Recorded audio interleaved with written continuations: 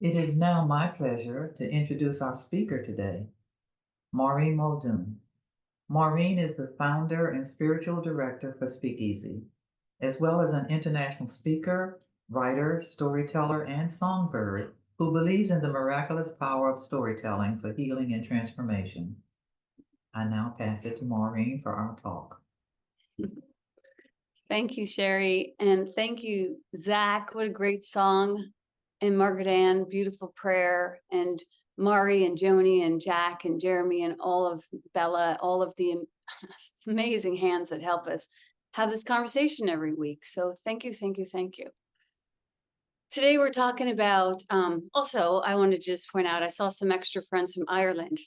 Always a huge fan of the Irish when they show up, and my friends from California and Mexico. So it's just kind of fun to see everybody here today. So good morning. Today we're talking about Mary Magdalene, and this is one of my favorite topics, only because she represents this rare and exceptional female spiritual leadership. And she's also draped in so much mystery. And when I was an actress in Los Angeles, we would go on auditions, and often enough, they would ask an icebreaker.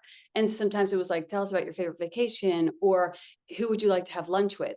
And I would usually like rack my brain, like, what's the right answer to this question so I can book this job? So you'd say something like Oprah or Einstein to appear like smart or something. But the truth is, I would love to have lunch with Mary Magdalene. I mean, wouldn't you? I mean, wouldn't that be great? Anyway, so that would be my answer. If you were to be asked this question, who would you like to have lunch with? Who would you like to have lunch with if you could have lunch with anyone? Put it in the chat. I would be interested to know.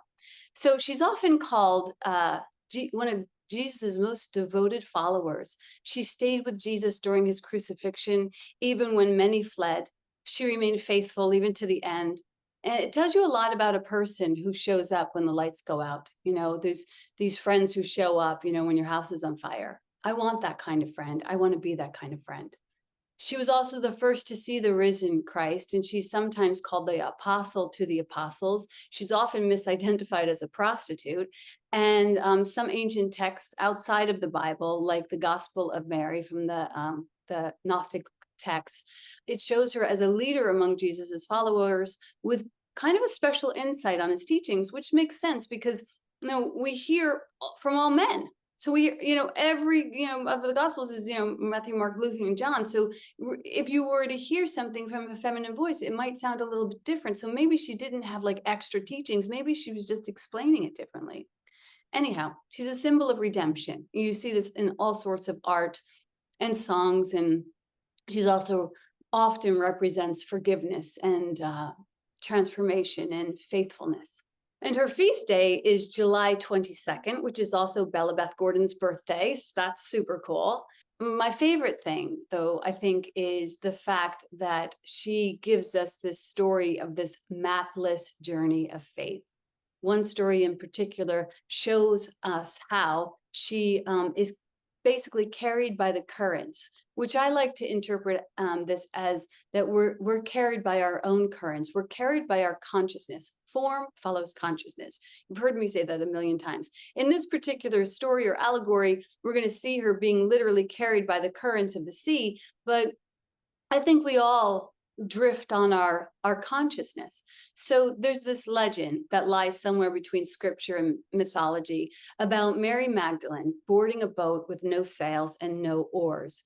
And she's cast adrift on the Mediterranean after Jesus's crucifixion, which is where we are right now in the year. We celebrated Easter, and now what happened to all of his followers? So in this story, it tells us that she, along with her brother Lazarus and a handful of others, across the open waters and eventually arrived in the south of France with no captain and no map and no plans and no oars and no sails, just only faith. It's a strange and wonderful image. And also for me, it speaks to that, you know, that bold, big faith. So whether it's an allegory, who can know for sure, but the story comes to us in bits and scraps, because her history was burned and buried. And so we kind of get to attempt to put together this story. And we follow this woman on her journey who's already witnessed, both the agony of the crucifixion and the miracle of resurrection. And now she's stepping into a vessel that she can't even steer. Have you ever felt like that? I have. So, however you've been asked to step blindly into faith, usually that's what it takes. It takes a blind faith to go absolutely empty and trust that although you know that with every ounce of your being that you don't know, you have a still small voice within you, that the current knows, that God knows, that there is a knowledge, a divine intelligence that we will have to trust in because nothing else is left. And that's where we find her in the story. And I imagine this is how she felt, like everything she ever cherished is basically ripped from her in the crucifixion. And when you lose someone or something of that magnitude, something like, a job or a relationship or a role that you played that acted as a sort of compass for yourself. And then when that's gone, it can feel disorienting. I met with a woman the other day and she was telling me how she was in this moment of beginning of empty nesting. And she told me basically that her heart was breaking and she was disoriented. And I remember when my house became an empty house. It's not anymore, but I remember that pain. And I thought, yeah, because you identified so much with this role of mother that when that's gone, you lose yourself. And so I can imagine that perhaps she might feel this way. So on the journey with no oars, we still get to trust. And I know that we all in some ways at some time in our lives have the tendency to feel this state of unanchored and unmoored and even at times slightly shipwrecked. So we get to know ourselves. We get to know that the size of the storm is not as important as the size of our faith. So if the size of our faith is strong enough, we can move through storms. And I'm sure that you've found, or at least I hope that you have found, that even in the storm, that you're cared for, that you're carried. And sometimes it takes those storms in our life to really show us how cared for and how carried we are. That's been my experience with every storm. I am overwhelmed, not so much with the wreckage of the storm, but with the stunning nature of the love that comes through. So like that story about the footsteps in the sand, that corny story, but I just love it. I can't help myself. Like, in the easy hours, you're just walking along with Jesus or your higher power, and there's two footsteps in the sand. And then, when the storm comes, you get carried. And you know what? It's not a fun time. Like, no one wants to be carried. I mean, we talk to Tony all the time about control issues. Like, it's like, I can walk. I don't want to be carried, but you have to be carried because you can't actually walk. And so, because when you're carried, you're just at the will of the carrier. Like, you've surrendered your will completely. And if you're being carried by God and you have a good relationship with God, that should be okay. But most of us don't. Most of us feel like, I don't know that God knows where to bring me. I don't know if God can really deliver me because my control and my ego is so much bigger than my faith. So we get this great story with Mary Magdalene, being unanchored and unmoored, and this willingness to trust the one who carries her, and to trust that the one who carries her will also deliver her. So I've spent the last 2 weeks myself on this unplanned journey with my daughter, Billy, and we ended up in this old church that had been converted. I didn't know that's where I was going. I had no clue. I had no idea where I was going, and I landed in God's house. I mean, that's how serendipitous, to be delivered to a sanctuary in a time of such care and beauty. How can I not believe in God, right? How can I not believe in a higher hand? And I hope that you have found yourself in storms being also delivered to merciful shores. So the thing is, it doesn't make sense to our linear, logical, planning mind. But if we're honest, most of the sacred journeys that we're called on are like that. They're mapless. They're mapless. And that's why it brings us to our knees, because we say, God, I have no idea where to go, what to do, or what to say. And then that's when we say, I guess you're going to have to carry me. And then we find that the course of God is perfectly planned for our highest good. We end up in sanctuaries. So when we allow God to take the helm, we can experience the gifts of this type of faith. And we might get nudged or, to change direction on the way or to walk away or to start over to love again. But rarely do we get like the full picture. We're on a need to know basis because God doesn't want to carry us and also have us going, go over there, do it, go faster, go slower. I'm usually the person who's saying, go faster. Aren't we there yet? So it's like you don't have control here. This is the birthplace of trust, and in the course we like to use the acronym of to rely upon spirit totally. Let yourself be carried. So Mary Magdalene's oarless voyage invites us to reconsider what faith might look like. I mean, faith is not certainty, it's not controlling, it's not having a clear destination. Faith is a simple surrender, a willingness to get in a boat, to let go of the wheel, to trust that spirit will carry us, and that wherever spirit brings us to, there will be both meaning and mercy when we arrive. And that when we accept the role of surrender with a joyful heart, or at least with some faith, we'll truly see that our good is at hand. And that even in the storms, we'll touch the hem of a deeper trust and we'll arrive on these safer shores. So no matter what storm you're standing in, you don't need to exasperate it with fear when you could navigate it with faith. And that is a very important thing to remember because you will not be able to plan your storms. So you have to plan your faith. And I love this quote that my friend Jody Murphy has often recited to me through my many storms and through her many storms. Jody Murphy is one of those really fun powerhouse people that you just want to have alongside you when you're walking through things. And it's a quote from Barbara Kingsolver. And it says, every one of us is called upon, perhaps many times, to start a new life, a frightening diagnosis, a marriage, a move, a loss of a job, and onward, full tilt we go, pitched and wrecked and absurdly resolute, driven in spite of everything to make good on a new shore, to be hopeful, to embrace one possibility after another. That is surely the basic instinct, to cry out high tide, time to move out into the glorious debris, time to take this life for what it is. For what it is, not for what I want it to be. Acceptance is the answer to all of our problems.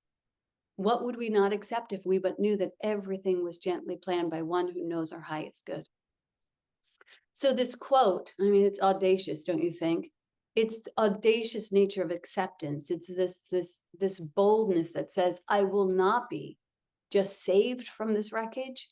I will be sanctified in this wreckage. I will be placed under the wing of love. I will be hosted in the sanctuaries of the divine. Do you have that kind of faith? As Billy and I were hosted in the house of God for 2 helpful and healing weeks, demonstrating that everything is gently planned by one who knows our highest good, even in the storms. And you might notice, as I have often noticed, that devastation brings beautiful demonstrations, that devastations bring beautiful demonstrations because they just level us to the point where nothing is left but God. Like I remember when my dad died. Oh my gosh, what a beautiful event. And how can you say that about your dad dying?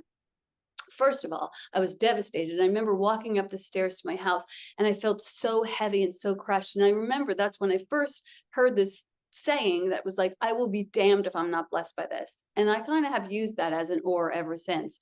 But we got to my family's house. I flew out right away. And then my family drove through the night, my husband and my children, to attend this celebration. And when we got there, it was Christmas time and none of us had any gifts for each other. We had left everything at home and my whole family was together. But that was what was most important, was my family to be together. It was almost like this was my father's last teaching for us. And so we went through all of my father's things and we wrapped them up for each other. And my niece got like the last 2 inches of my dad's alcohol. And my nephew got like my father's like slippers. And each of us got these like weird things from my dad. And everyone received their gifts with so much love. Like they cherished him so much. And my son, who's on the autism spectrum, he was there and he said, "This is the most beautiful Christmas ever." And he was like our little tiny Tim. But it was interesting to see so much love exploding from the heartbreak that we were experiencing. I mean, how could we not recognize the magnificence of God even in our darkest hour? So they say, we're stronger in our broken places. And nobody really likes that saying, but it is true. And Mary Magdalene has this sort of teaching for us around being resolved to come through the bad, this gumption, this phoenix energy, even as she's basically slut shamed and defamed for most of her, her legacy. She still rises and she pulls our attention to what true devotion looks like. And maybe that's what was so feared about her, was that she was so committed to her faith that she goes, even another story about her is that after the crucifixion, she goes to, the powers that be, and she brings an egg with her so she can get an appointment with the emperor. And she says, "Christ has risen," and she gets to carry that gospel. And he says that Christ is no more risen than your egg is red, and boom, the egg turns red. And that's, they say maybe a part of the symbolism of Easter, among other pagan rituals around eggs. But anyhow, so she's standing in the storm and she just continues to put one foot in front of the other. And for this reason, and for many others, we at Speakeasy, we celebrate and we honor Mary Magdalene. But we dedicate our service to her, along with other great teachers and way showers. And what we know about her, we also know we don't know anything. I mean, it's all mystery. It's all complicated. It's also faceted. And it's also, interesting, like how powerful and how dangerous it is when someone's name becomes a vessel for projection.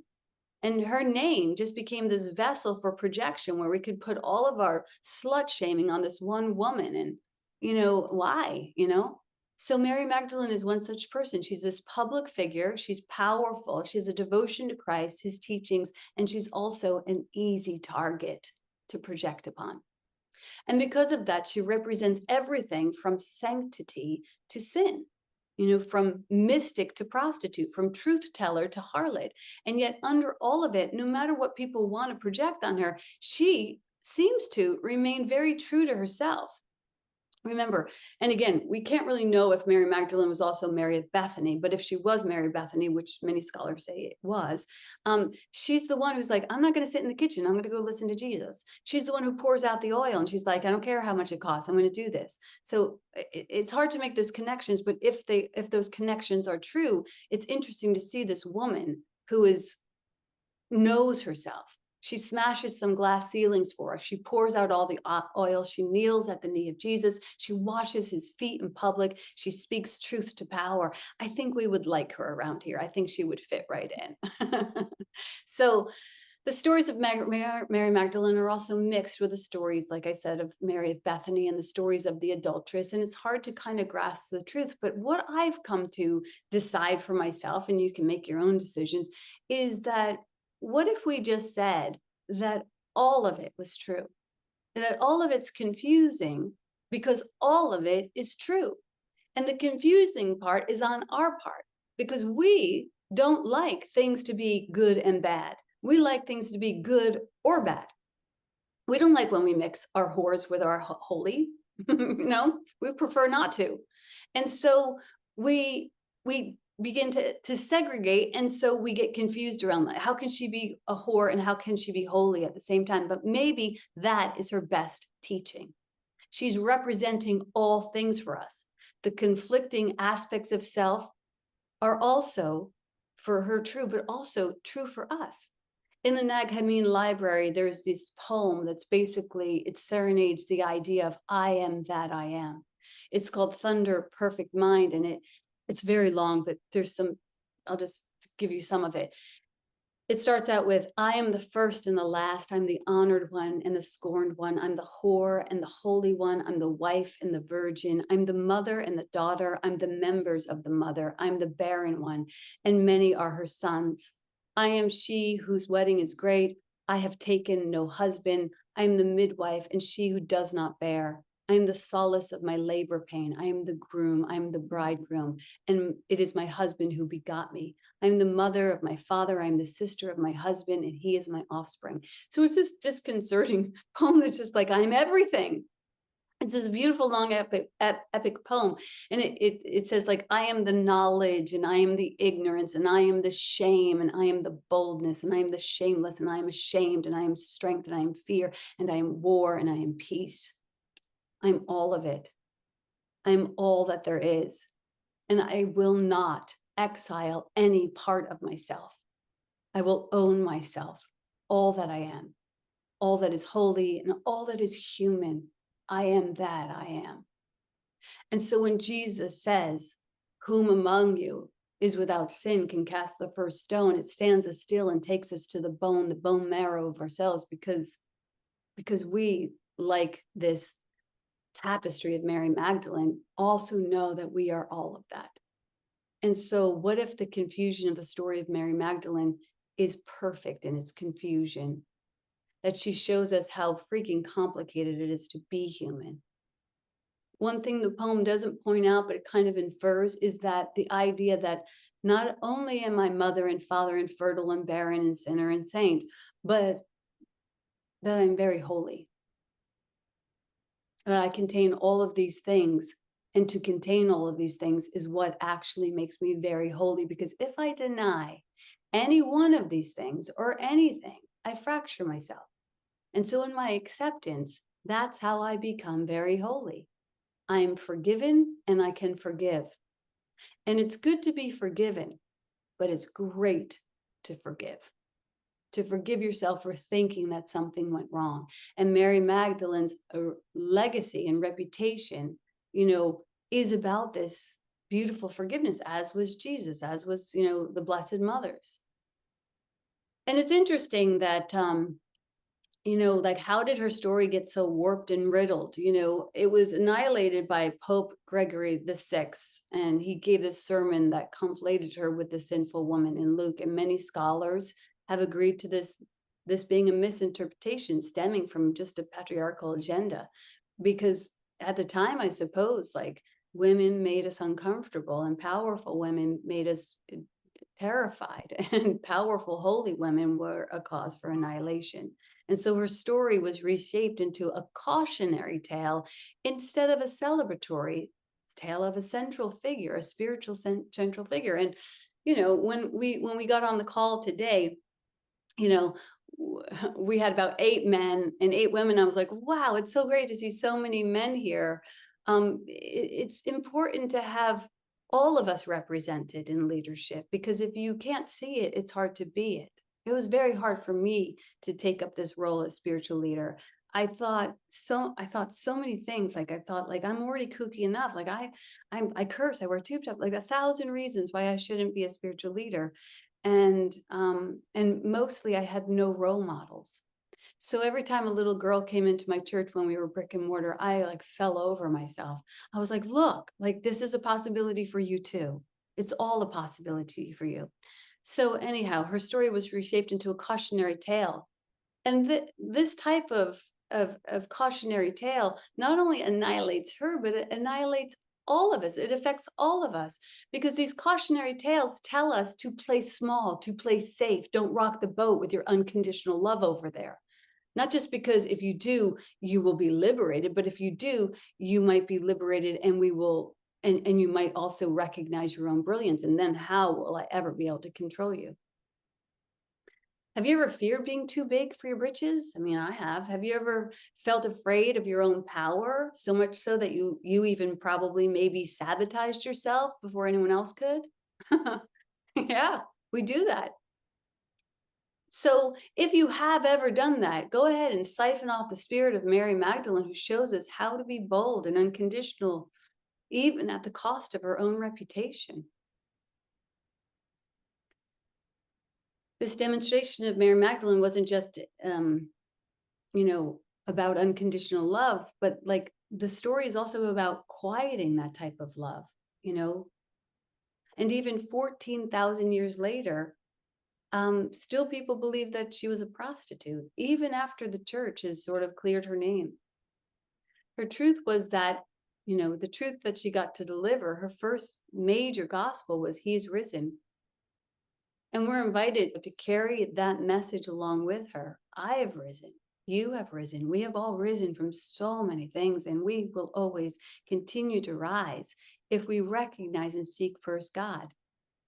We're all chosen to carry this message. It's important for us to carry this message because it's helpful for us to carry this message.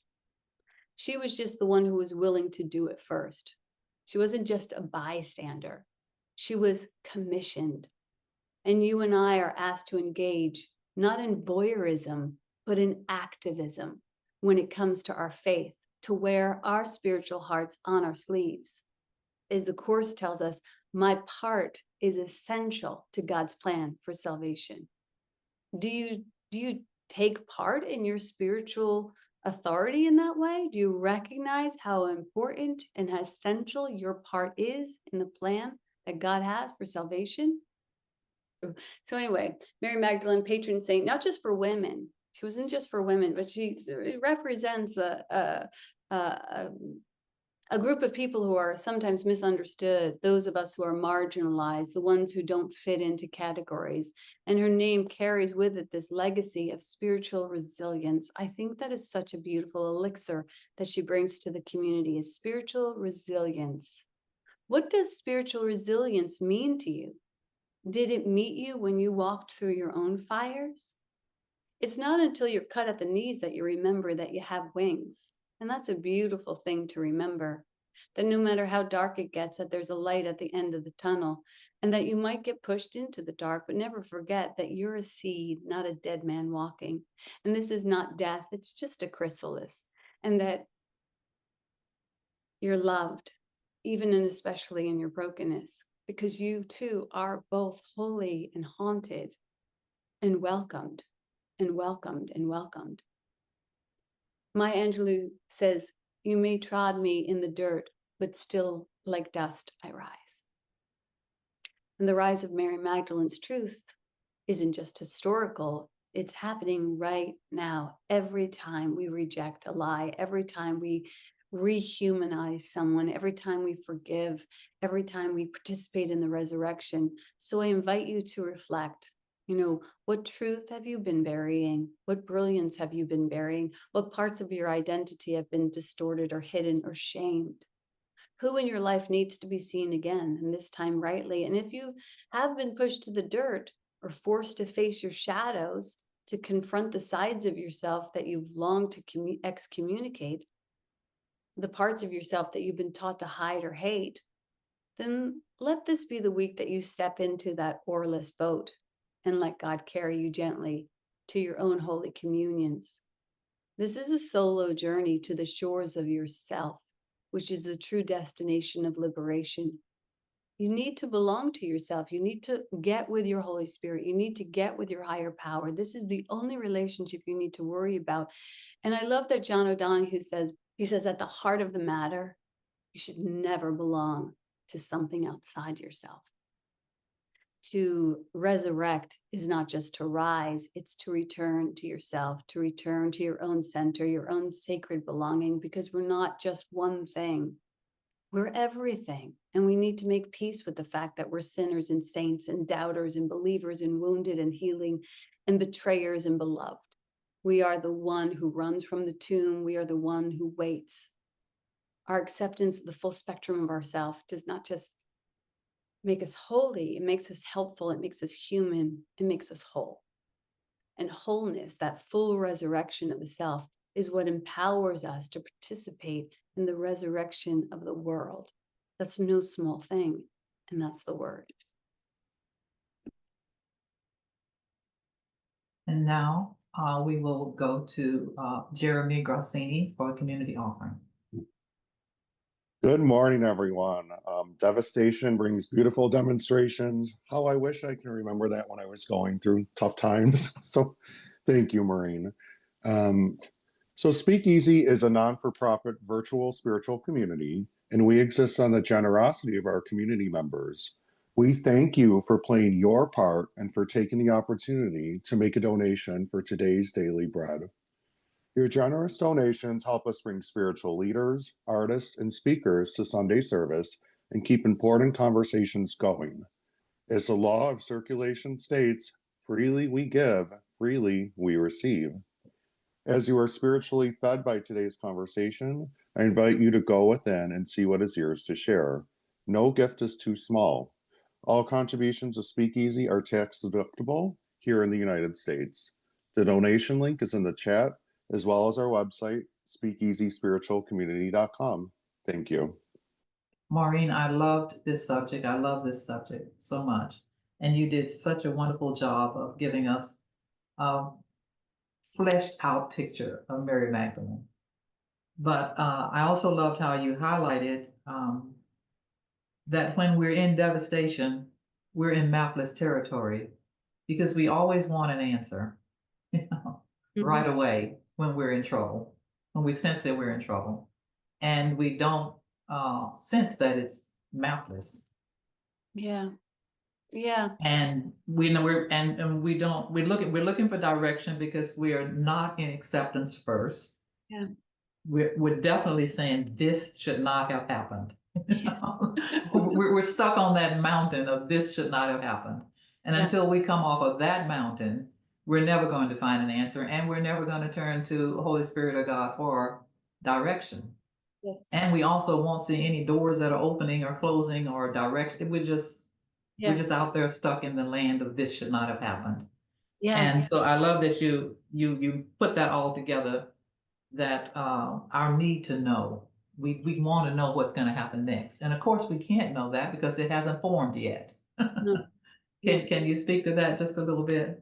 Yes, I would love to speak to that because it's one of my favorite things to know and say that feels very badassery is that God never steps backwards. So even as the caterpillar enters the chrysalis, like this is the death of me. And then with patience and with willingness and with complete surrender, we get this thing called a butterfly, and it's the same thing for like the sand turns into a pearl, right? And the coal turns into a diamond. And I'm sure we see this in many other ways, but when it comes to humans, we're like, I don't see it. All I see is death, So we enter this chrysalis when we get knocked down. And in some ways it's like, did it take that thing to bring me all the way back to recognizing what was most valuable? So like when my dad died, like we were so immersed in consumerism, as everyone is, and just buying things for your Christmas thing. And it was like sharing my dad's bedroom slippers. Like when I watched my nephew open them up, they're like these mangly old, and he was like, I love them. It's like, so even in the chrysalis, there's light, there's beauty, there's laughter for sure. But I think it's like these moments that we fear so much because we really are committed to death. And, Jesus, even in the crucifixion story, is telling us it's not the end of the story. Remember that I rose. And in A Course in Miracles, it says a happy outcome is guaranteed. And I like to say, you don't ever have to wait to the end. Like even in your walk, your catastrophes and crucifixions, like we found with my father's death, you can find happiness on the way. You can't push it forward. You can't push the river. You can't rush the harvest. You have to go at the pace of peace, which that kills our ego. But if we can get with that, then we can hopefully get with the idea that there's one who knows the way. I'm not that one. I'm the follower. Yeah. Thank you. Thank you for the beautiful talk, Maureen. First of all, I have to say, I just adore you. Your wisdom, your storytelling, it touches me in so many ways. So I'm so thrilled to have discovered this community. You brought forward a couple of things for me that were really, really powerful. The first was, so anyone who knows me for 2 minutes learns quickly that I'm a huge fan of Amy Grant. And Amy Grant sings a song called Tracks, I think is what it's called, but it talks about what would they find if they uncovered all of our tracks of the roads we've gone down, right? And the one of the main ideas is there's so much good in the worst of us, and so much bad in the best, so much bad in the so much good in the worst of us, and so much bad in the best of us, and that we shouldn't judge anybody. And so this dichotomy of Mary Magdalene, who we think of as this whore who is also extremely holy, just such a powerful image that we're all so wonderfully human, so flawed, and it brought me back to a moment in my life where I was fired from a teaching job because I'm gay. I was teaching at a Catholic school, and not my finest moment. Someone observed me at the adult bookstore in town, which is where gay men would go to hook up. And so I was outed and fired. And it was horrific to go through that.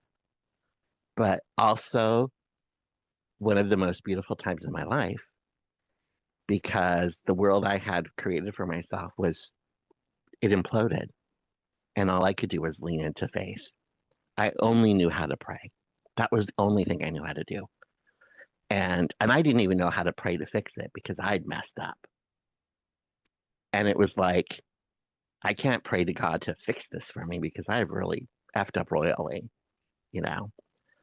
And I wasn't living my truth. There were so many things. And in that time, my mother, who is immensely wise, said to me, "It is what it is." And I thought, how dismissive. Like, here I am going through this horrible thing, and she's just saying, "It is what it is. It is what it is."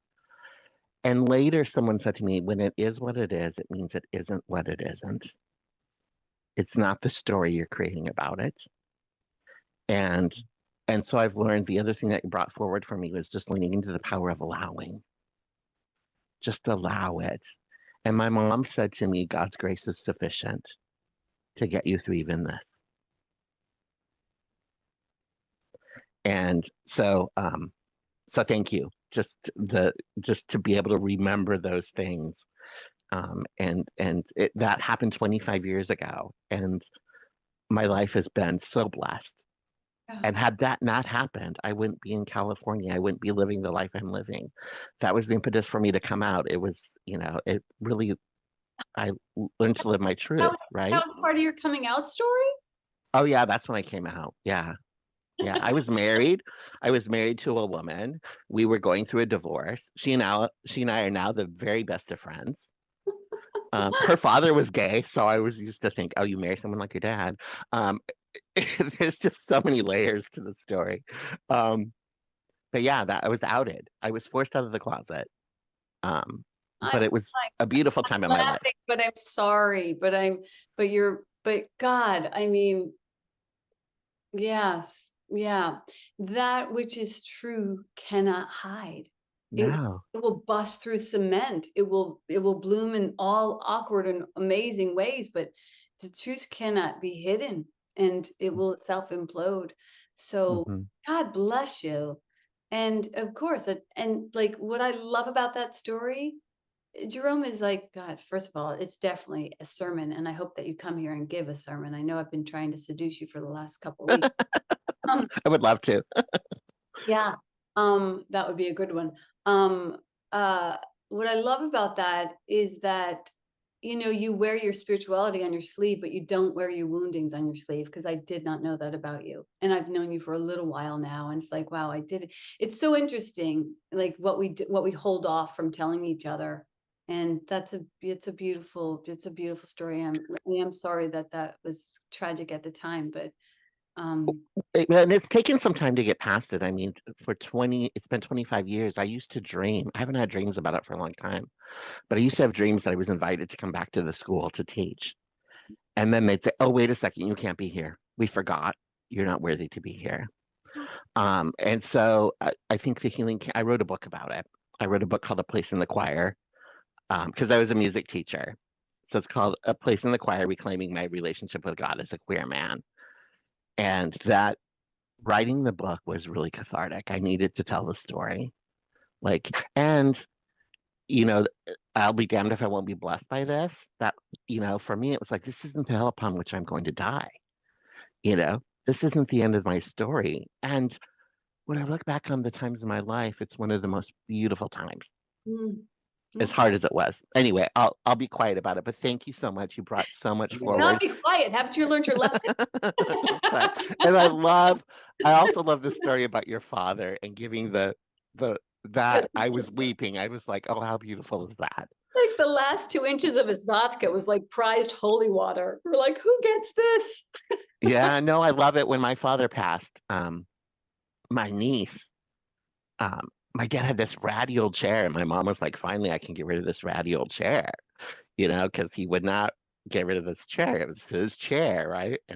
And my niece came into the house like right after, and she said, Grandma, what are you going to do with Papa's chair? And she said, I'm getting rid of that thing. And she said, no, I want it. Mm-hmm. And so she moved that chair into her home. Yeah. Yeah. So, We love that which has been well loved. yeah. Yeah. Yes. Thank you so much for the beautiful talk, Maureen. Thank you. All right. I loved what you said in your story in the sermon today about God, our relationship with God being on a need to know basis. And, we talk a lot about we want to know how things are going to turn out, but I don't think we really do. We all love a great mystery, and our lives are the greatest of all. And if you think about it, the one thing we know for certain is that this form is going to die, and we avoid it at all costs. We try to delay it.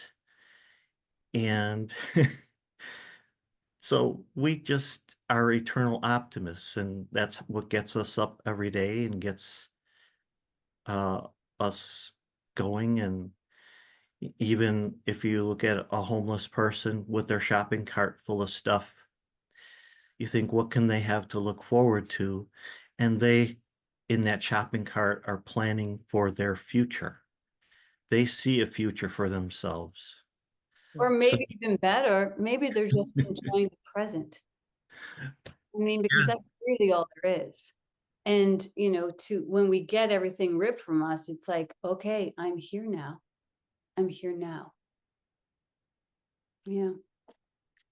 Yeah, that's the truth. That's the absolute truth, Vince. Okay. I pass. But I love your message. It is so true that having to go into that blind faith, and I feel like that is what it's going to save us. It's to be able to fully let go, which is super scary. And Yeah. I could not imagine getting myself on a boat with no oars and no map quest and no, like, oh, let's see where it takes me.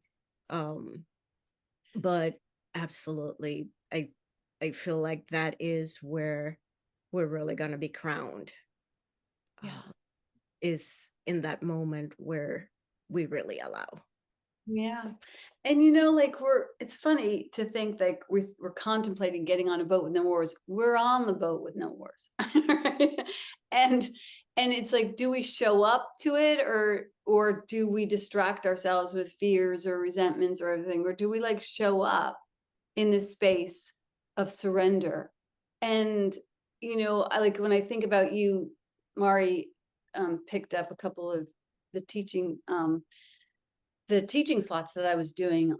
We for those who don't know, we teach A Course in Miracles every single day, a couple of calls a day, and we have a lovely faculty of teachers. And Mari stepped in for me for a couple of classes, and it's interesting to enter a class where the people haven't seen you every single morning, and still to show up and teach what you know, and that is getting in the boat with no oars. That's like, okay, I'm here and I'm going to be guided by spirit. I don't need to pre-plan. I don't need to throw my resume out there. I can just show up and teach. And for me, I feel like we're constantly getting on the boat with no oars. I mean, nobody knows anything about anything. We're all on a need to know basis all the time. I mean, the funny thing about giving up control is you've never had it. You know what I mean? Like, what are you giving? You're giving up something you never had. And it's kind of, you know, after you go through a few things, you start to recognize that. And then we can surrender into the plan of God, which is always so much greater than the plan of Maureen or the plan of Mari or the plan of Sherry. You know, if we let go of the steering wheel, we might find ourselves in some really holy places, no matter how unordained we might feel. Yeah.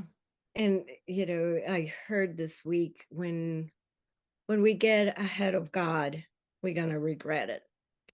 And that really stuck with me, because it is so true. Every time that I try to plan without consulting and allowing the plan of God to unfold for me, I'm gonna regret it. Yeah. And that's why it's really nice that what I witness is that you don't do that too often. Like, I actually never see you do that. So you're a great example for me of somebody who like really checks in and checks in and checks in again and again and again. And I like the idea that, you know, we make plans and God laughs, but when God makes plans and we follow them, we laugh. A happy outcome is guaranteed. You know, one of the many things I love about studying the course is there is no sin. We just make mistakes. And as you were talking, I thought about how unforgiven that Mary Magdalene seems to be, if maybe the only unforgiven person in the Bible. Because Peter did many things that we could have carried forward.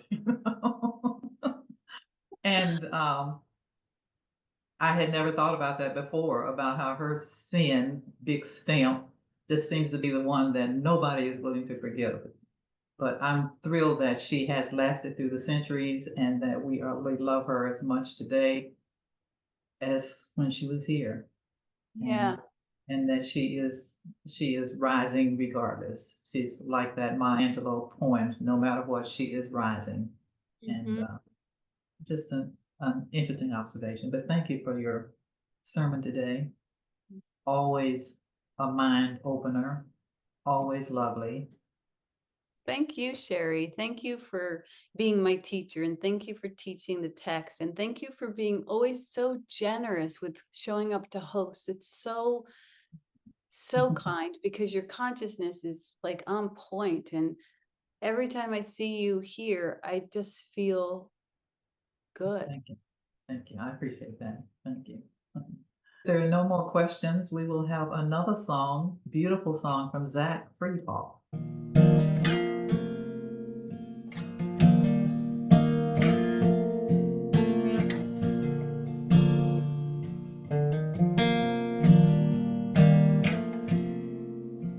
Step inside of your true life, you're a spiritual warrior.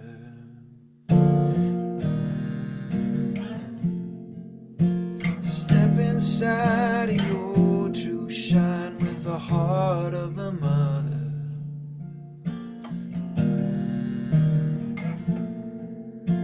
Step inside of the divine, own your power.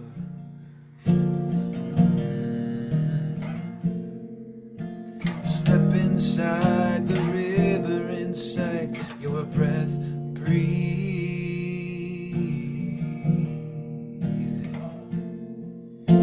Step inside the smile of life, your joy, remember.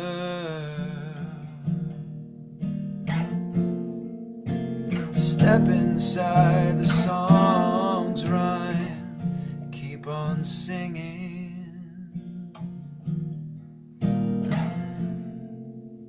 Step inside your true life, you're a spiritual warrior.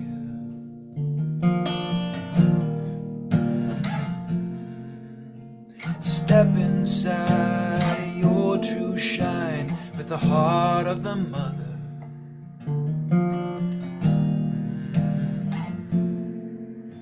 Step inside the divine, own your power.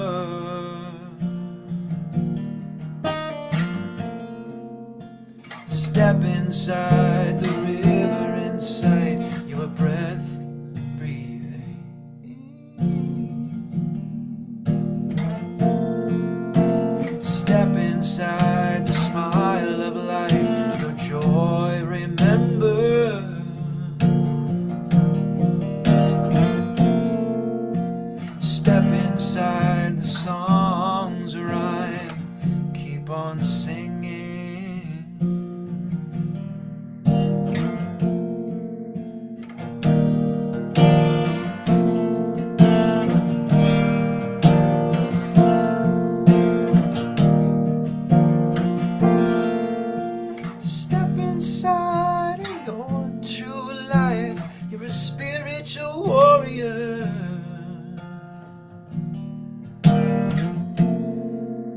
Step inside your true shine with the heart of the mother.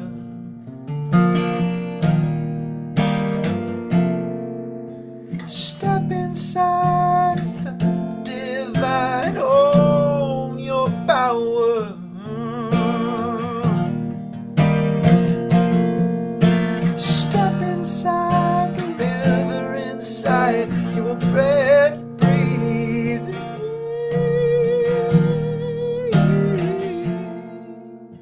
Step inside the smile of life, your joy remember.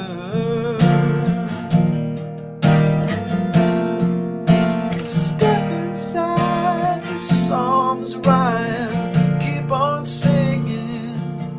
Oh.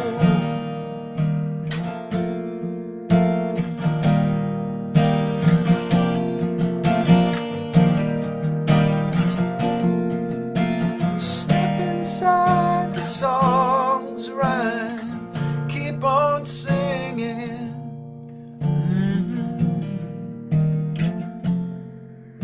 Step inside the song's rhyme, keep on singing.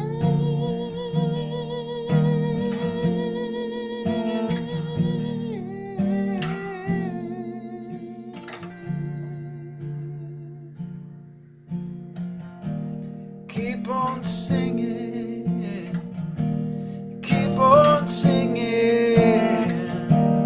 keep on singing, keep on singing, keep on singing, keep on singing, keep on singing, keep on singing. Keep on singing, keep on singing, keep on singing, keep on singing, keep on singing, keep on singing, keep on singing, keep on singing.